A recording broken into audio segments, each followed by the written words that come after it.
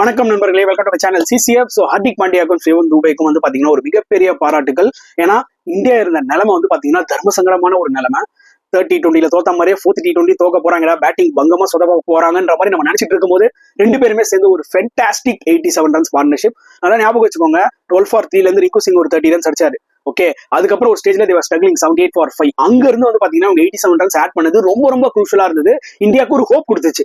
நினைச்சிருந்தா அந்த டைம்ல ஏதாவது ஒரு பேட்ஸ்மேன் அவுட் ஆயிருந்தாங்கன்னு வச்சுக்கோங்களேன், கேமே வந்து ஒரு 130-140 முடிஞ்சிருக்கும். பட் இவங்க ரெண்டு பேர் சேர்ந்து அந்த ஒரு பெரிய பார்ட்னர்ஷிப் போட்டதுனால தான் India could able to score that 181. நிஜமாவே ஹார்திக் பாண்டியா இனிஷியலா கொஞ்சம் டைம் எடுத்துக்கிட்டாரு. பட் அதுக்கப்புறம் அவர் விளையாட ஷாட்ஸ்லாம் வேற லெவல்ல இருந்தது. எஸ்பெஷலி அந்த நோ பால்ல அப்படி ஒரு 4 அடிப்பாரு. அதுக்கப்புறம் லாங் ஆஃப்ல 2 லாங் ஆஃப் செட் பண்ணிருப்பாரு பட்லர். அந்த நடுவில் ஒரு 4 அடிப்பாரு பாருங்க, அது எனக்கு ரொம்ப பிடிச்சிருந்த ஷாட்ஸ். என்னதான் நிறைய சிக்ஸ்கள் அடிச்சாலும் அந்த ஷாட்ஸ் பிடிச்சிருந்தது. இதுவே சிவன் துபே வந்து அதில் ரஷீத கவுண்டர் அட்டாக் பண்ணதா இருக்கட்டும், ஃபாஸ்ட் பவுலர்ஸ் விளையாடின விதமா இருக்கட்டும், அதுவும் பார்க்கறதுக்கு செமையா இருந்ததுங்க. ஸோ துபே எவ்வளவு பெரிய ஒரு இம்பாக்ட் பிளேயரா இருந்திருக்காருன்னு பாத்துக்கோங்க. ஸோ ரெண்டு பேருக்குமே ஒரு மிகப்பெரிய சல்யூட்.